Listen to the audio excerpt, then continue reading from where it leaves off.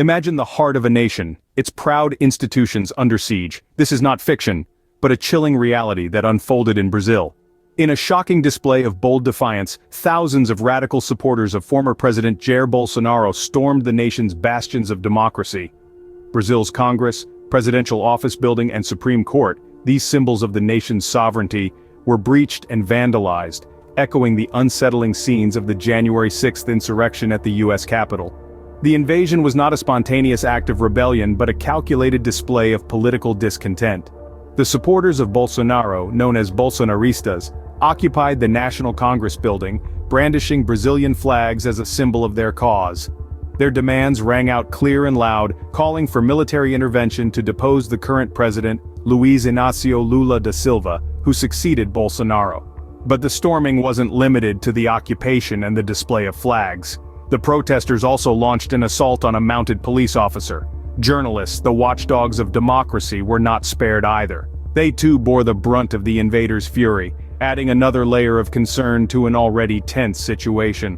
While the security forces eventually managed to clear the attackers from the government buildings, the scars of that day remain indelibly etched in the nation's memory. The incident was not just an attack on Brazil's institutions, but a glaring indication of the growing threat of far-right disruptors in Western democracies.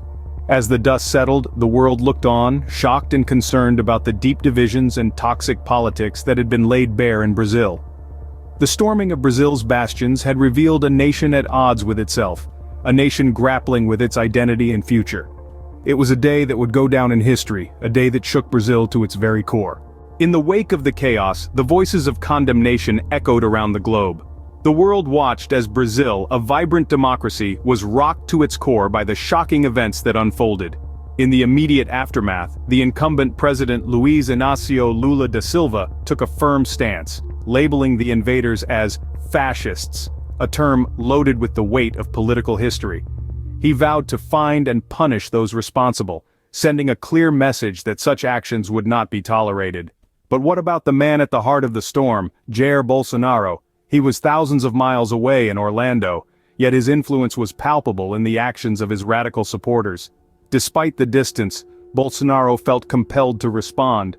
His reaction was one of condemnation, stating that the actions were outside the law. An interesting stance from a man whose fiery rhetoric had often skirted the edges of legality. The response was not confined to Brazil's borders. The international community was quick to voice its concerns. The United States, the European Union, Latin American countries all expressed their outrage and condemnation. The events in Brazil were a stark reminder of the fragility of democracy, even in the 21st century. It was a wake-up call, a moment of realization that the flames of political unrest can quickly ignite and spread if left unchecked. These reactions, both local and global, underscored the gravity of the situation. The world was watching, and Brazil was on the stage, its democracy under the harshest of spotlights. What happened in the halls of power in Brasilia was not just a local issue, but a global concern. An assault on one democracy was an assault on all. The events that unfolded shook Brazil to its core, raising questions about the health and resilience of its democracy. As Brazil grapples with the aftermath of the invasion, the world watches and waits. The storming of the National Congress in Brasília, the heart of Brazil's political power, has exposed the deep divisions and toxic politics in the country. The echoes of this chaos resonate on the international stage, raising concerns about the stability of Western democracies. Meanwhile, Brazil's environmental challenges continue unabated. The Amazon rainforest, often referred to as the lungs of the earth, is under threat from relentless deforestation. Despite pledges from the government to end illegal deforestation by 2028, skepticism abounds regarding the credibility of these promises. The current government, led by President Luiz Inácio Lula da Silva, faces a daunting task.